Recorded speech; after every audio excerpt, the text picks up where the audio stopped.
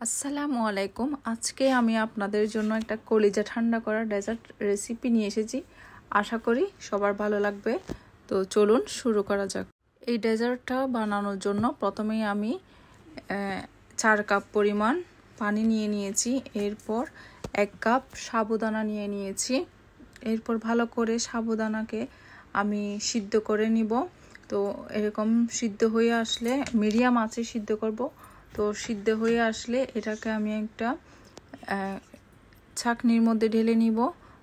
তারপর আমি এখানে ঠান্ডা পানি দিয়ে ভালোভাবে ধুয়ে নিব।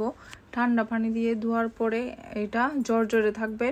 এটা সিদ্ধ করার সময় অনেকটা আটালো হয়ে থাকে। তো এটা ঠান্ডা পানি দিয়ে ধুয়ে নিলে ঝরঝরে হয়ে যাবে। এরপর আমি চুলায় বসিয়ে দিলাম 1 কেজি লিকুইড মিল্ক। তারপর এখানে দেওয়ার জন্য আমি 1 চামচ কাস্টার্ড পাউডার আমি ঠান্ডা মিল্কের মধ্যে গুলিয়ে নিব ভালোভাবে। তো মিল্কগুলো ভালোভাবে সিদ্ধ হয়ে আসলে এর মধ্যে আমি আধা কাপ চিনি ঢেলে দিব।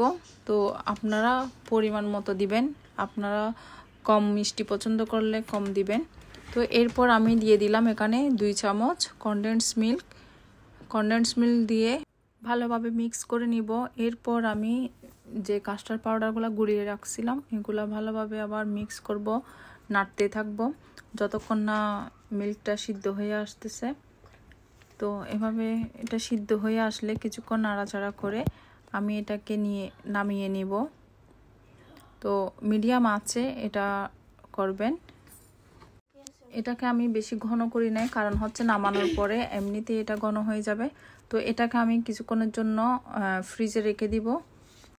এখন আমি ফ্রুটসগুলো কেটে নিব। আমি বাদাম কুচি করে নিয়েছি, আপেল কুচি করে নিয়েছি, তারপর হচ্ছে আমি আঙ্গুর কুচি করে নিয়েছি, তারপর ম্যাঙ্গো কুচি করে নিয়েছি। তো আপনাদের পাশে যে ফ্রুটসগুলো থাকবে আপনাদের হাতের কাছে আপনারা সেগুলো দিতে পারবেন, কোনো সমস্যা না। আপনাদের পছন্দ মতো ফ্রুটস এখানে ইউজ করতে পারবেন। তো আমার হাতের কাছে যা যা ছিল আমি এগুলো দিয়েছি।